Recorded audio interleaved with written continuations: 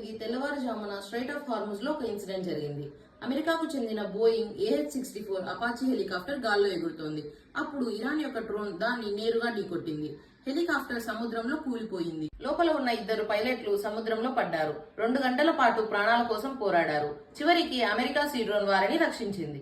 June 9న Iran యొక్క డ్రోనే ఈ దాడి చేసిందని అమెరికా ఆధారాలతో సహా ప్రూవ్ చేసింది. ఇరాన్ మేం చేయలేదు అని చెప్పింది. కానీ ట్రంప్ వినలేదు. వెంటనే ప్రతీకార దాడికి ఆదేశించారు. అదే రాత్రి అమెరికా యుద్ధ విమానాలు ఇరాన్ లోకి దూసుకెళ్లాయి. బందర్ అబ్బాస్, కేశం ఐలాండ్, జాస్క్ తో సహా 5 కీలక ప్రాంతాల్లో రాడార్స్, ఎయిర్ డిఫెన్స్ సిస్టమ్స్ పూర్తిగా ధ్వంసమయ్యాయి. విమానాలకు ఆకాశంలోనే ఫ్యూయల్ నింపుతూ రాత్రంతా దాడులు కొనసాగాయి.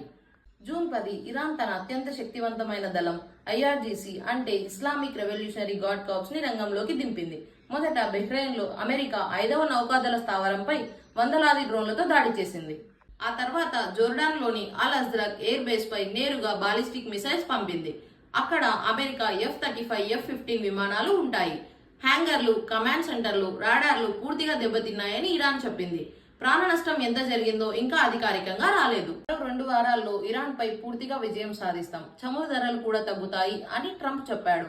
మా ప్రతి దాడి ఇంకా తీవ్రంగా ఉంటుంది, పరిణామాలు చాలా తీవ్రంగా ఉంటాయి అని ఇరాన్ చెప్పింది. అమెరికా మద్దతు లేకపోయినా సరే ఒంటరిగానైనా ఇరాన్ ను ఎదుర్కొంటాం అని నెతన్యాహు చెప్పారు. ఇక్కడ నెతన్యాహు అంటే ఇజ్రాయెల్ యొక్క ప్రైమ్ మినిస్టర్. ఇలా జరగడం వల్ల మనకు కూడా చాలా ఎఫెక్ట్ ఉంది.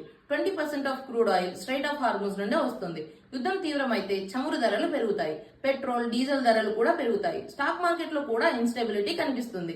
సో మాక్సిమం ఆ యుద్ధాలు తగ్గితేనే అందరికీ మంచిది.